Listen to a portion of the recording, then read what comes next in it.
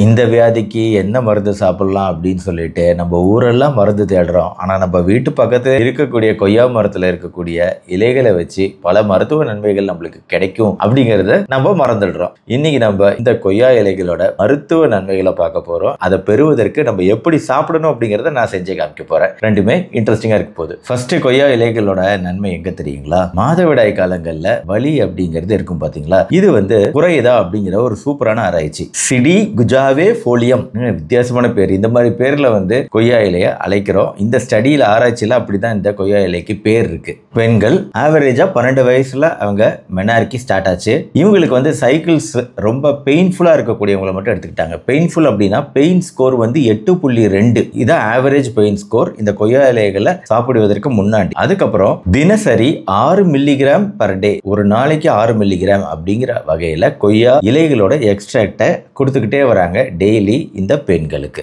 அதாவது 3 குரூப்பா பிரிக்கிறாங்க. ஒரு குரூப்புக்கு 6 மில்லிகிராம் பர் டே அப்படிங்கிற வகையில கொய்யா இலையும், இன்னொரு குரூப்புக்கு இதே கொய்யா இலையை 3 மில்லிகிராம் பர் டே அப்படிங்கிற வகையிலையும், மூணாவது குரூப்புக்கு நார்மலா கன்வென்ஷனலா நம்ம கொடுக்கக்கூடிய மாத்திரைகள் ட்ரீட்மெண்ட்டும் கொடுக்குறாங்க. இப்போ இந்த 3 குரூப்பையும் நம்ம ஃபாலோ பண்ணி பார்க்கும்போது 3 மாத முடிவில் ஒவ்வொரு சைக்கிள் அப்போ வரக்கூடிய அந்த பெயின் இன்டென்சிட்டி அப்படிங்கிறது 8.2 இருந்து 7.2, 6.2 ஒவ்வொரு சைக்கிளுக்குமே அந்த மாதவிடாய் கால வலி அப்படிங்கிறது குறைஞ்சிக்கிட்டு வரதை பார்க்க முடியுது. அது 6 மில்லிகிராம் கொடுத்த குரூப்ல அதிகமா பார்க்க முடியுது. 3 மில்லிகிராம் கொடுத்த குரூப்ல சேஞ்சஸ் தெரியல 3 மாசத்துல. அதே மாதிரி கன்வென்ஷனல் ட்ரீட்மெண்ட் குரூப்பை விட பெட்டரான ரிசல்ட் நம்மளுக்கு கொய்யா இலைகள் மூலமா கிடைக்குதுன்னு தெரிய வருது. வாவ், சூப்பரான நன்மை இல்ல பெண்களுக்கு. அடுத்து மாதவிடாய் காலத்தை விட கொய்யா இலைகள் சர்க்கரை நோயில தான் பயங்கரமான யூஸ் அப்படின்னு நிறைய பேர் நிறைய விதமா நீங்க இதுக்கு முன்னாடியும் பார்த்திருப்பீங்க. ஆனா நான் உங்களுக்கு ஒரு ரிசர்ச் எவிடன்ஸோட சொல்றேன். சிடிஎம் கோவா, இது ஜப்பான்ல நடத்தப்பட்ட ஆராய்ச்சி. இதுல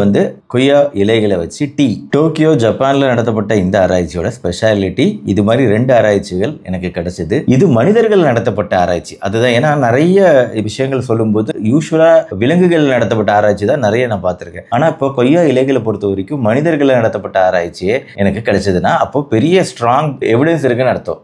என்ன குறிப்பா கொய்யா இலைகளை சாப்பிடும்போது நடக்குதுன்னா, சர்க்கரை நோய் உள்ளவங்க, அதாவது போஸ்ட் பிராண்டியல் குளுக்கோஸ், சாப்பிட்டு பின்னாடி 2 மணி நேரம் கழிச்சு சர்க்கரை அளவுகள் ஏறும் அப்படிங்கிற அளவீடு இருக்கு பாத்தீங்களா, அது குறையுது. எவ்வளவு குறையுது அப்படின்னா 10% ரிடக்ஷன் அது நம்மளுக்கு கிடைக்குது. 10% ரிடக்ஷன் அப்படின்னா நம்மளுக்கு போஸ்ட் பிராண்டியல் 180 இருக்கு அப்படின்னா, இது நம்ம சாப்பிடும்போது 180ல 10% 18 குறையுது. நம்மளுக்கு 162 மில்லிகிராம் அப்படிங்கிற அளவுக்கு குறையுது அப்படிங்கறத நம்மளால பார்க்க முடியுது. இதான் ஒரு 10% பெனிஃபிட் நம்மளுக்கு இலைகள் மூலமா கிடைக்கிறது. ஆனா பொதுவா கொய்யா இலைகள் சாப்பிடுவது அப்படிங்கிறது நம்மளுக்கு சர்க்கரை நோய் வராம தடுக்கிறதுல பிரிவென்ஷன்ல நல்ல எஃபெக்ட். அப்படியே சர்க்கரை நோய் இருந்தாலும் இந்த அளவுக்கு தான் குறையும் அப்படிங்கறதும் நீங்க ஞாபகம் வச்சுக்கணும். ரொம்ப பெருசா இது ஒரு தனி ட்ரீட்மெண்டா ஃபாலோ பண்ணக்கூடாது. மூணாவது, கொய்யா இலைகள் பிபியை குறைக்குமா? இதுவுமே மனிதர்கள் நடத்தப்பட்ட ஆராய்ச்சி எனக்கு கிடைச்சது. 120 மனிதர்கள்ல நடத்தப்பட்ட ஆராய்ச்சி.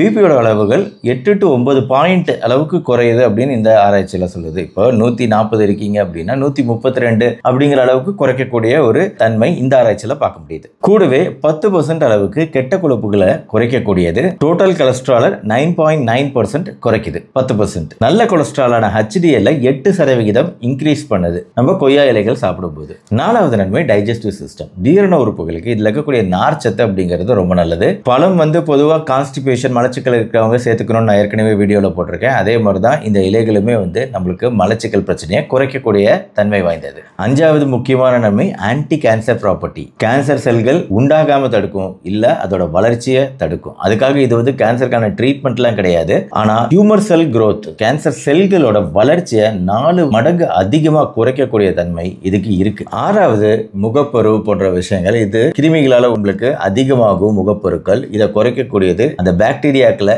அழிக்கக்கூடியது, முகப்பருவை உண்டாக்கக்கூடிய பாக்டீரியாக்களை கில் பண்ணக்கூடியது கொய்யா இலை சாறு. எனக்கு சூப்பரான நன்மைகள் கிடைச்சிருச்சு இல்ல. நாம இப்போ டீ எப்படி செய்யறது அப்படின்னு பார்ப்போம். ஓகே, இந்த கொய்யா இலை டீயை பார்த்தீங்க. இது கொய்யா இலையும் சீரகம், வெந்தயம் இதெல்லாம் சேர்த்தும் போது கண்டிப்பா இதோட நன்மை, சர்க்கரை, மாதவிடாய் கால பிரச்சனைகள் எல்லாத்துக்குமே நன்மை தரக்கூடியது அப்படிங்கிறதுனால எக்ஸ்ட்ராவா இதுல சீரகமும் வெந்தயமும் ஆட் பண்ணினதுனால இன்னுமே நம்மளுக்கு பெனிஃபிட் ஜாஸ்தி. இதை குடிக்கிறதுனால டைஜஸ்டிவ் சிஸ்டம்க்கு நல்லது, வயிறு உப்புசம் அப்படிங்கறது குறையும். மேலும் கொய்யா இலை, துளசி, இஞ்சி, அதாவது கொய்யா இலையை கொதிக்க வச்சு டீ ஆக்கும் போது அதுல துளசி, இஞ்சி போட்டு குடிக்கிறதும் நம்ம ஜீரண மண்டலத்துக்கு ரொம்ப நன்மை தரக்கூடியது. ஓவரால் இம்யூனிட்டி அதிகரிக்கக்கூடியது. ஒரு 4-5 4-5 இலை கொய்யா இலை.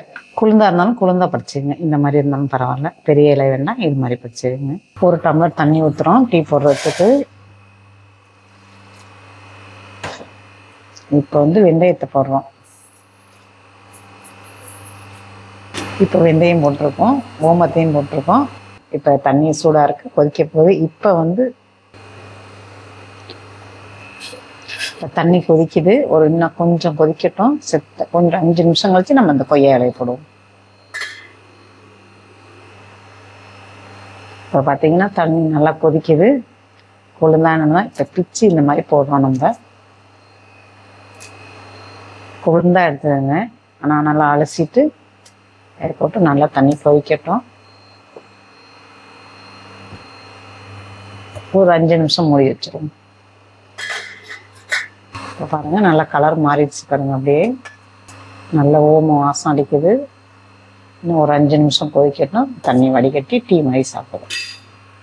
நல்லா கொதிக்கணும். இந்த கலரே பாருங்க மாறி அது வந்து சாறு வந்து அதில் இறங்கணும். நல்லா டிக்காசம் மாதிரி, டீ டிக்காசம் மாதிரி இறங்கணும் நல்லா. இதை வந்து இப்போ வந்து வடிகட்டி நம்ம டீ சாப்பிட்டு பார்ப்போம். இப்போ வந்து டீயை வடிகட்டுவோம் பாருங்கள்.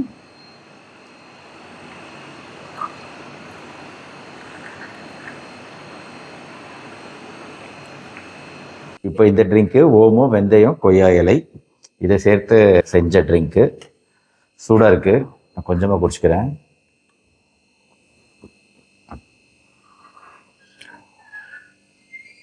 மருந்து சிறப்பு. டேஸ்ட்டெல்லாம் எதிர்பார்க்கக்கூடாது, எல்லாம் கலந்துருக்கு, மருந்து மாதிரி மிக்ஸ் ஆகிருக்கு. கொய்யா இலை நல்லா அலசி எடுத்துதுங்க. ஒரு துண்டு இஞ்சி, கொஞ்சோண்டு ஜீரகம், 1 டம்ளர் தண்ணி ஊற்றிக்கிறோம். 2ஆக பிச்சு இப்படி போட்டுக்கிறோம். அது வேகட்டும். ஜீரகமும் அதோட போட்டுடுறோம். அது நல்லா வெந்துக்கிட்டு இருக்கட்டும். இஞ்சியை வந்து அப்படியே தட்டி போட்டுருவோம். ஒரு துண்டு இஞ்சி கொஞ்சோண்டு போடுறோம் நம்ம. இப்போது இதை மூடி வச்சுருவோம். அப்புறமா கொதிக்கட்டும், நல்லா கொதிக்கட்டும். இப்போ வந்து இதை வடிகட்டிக்கிறோம். 2க்கும் வித்தியாசம் கிடையாது.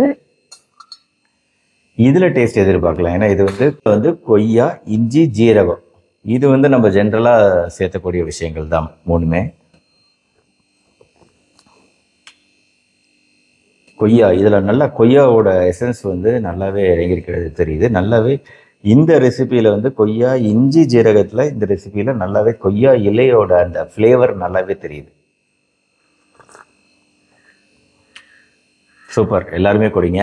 Vitamin B6, vitamin C, calcium, இரும்பு, magnesium, manganese, phosphorus, potassium, sodium, துத்தநாகம் போன்ற பல்வேறு சத்துக்கள் நிரம்பி வழியக்கூடிய கொய்யா இலைகளை இந்த மாதிரி ஆரோக்கியமான முறையில் பயன்படுத்தினா நம்ம உடலுக்கு பல நன்மைகள் கிடைக்கும். அப்படிங்கிற இந்த வீடியோ உங்களுக்கு ரொம்ப பிடிச்சிருக்குன்னு நினைக்கிறேன். பிடிச்சதை லைக் பண்ணி உங்கள் ஃப்ரெண்ட்ஸ் அண்ட் ரிலேட்டிவ்ஸ்க்கு ஷேர் பண்ணுங்க. நம்ம சேனல் டாக்டர் கார்த்திகேயன் தொடர்ந்து சப்ஸ்கிரைப் பண்ணி ஃபாலோ பண்ணுங்க. மறுபடியும் நாளைக்கு பார்ப்போம். நன்றி, வணக்கம்.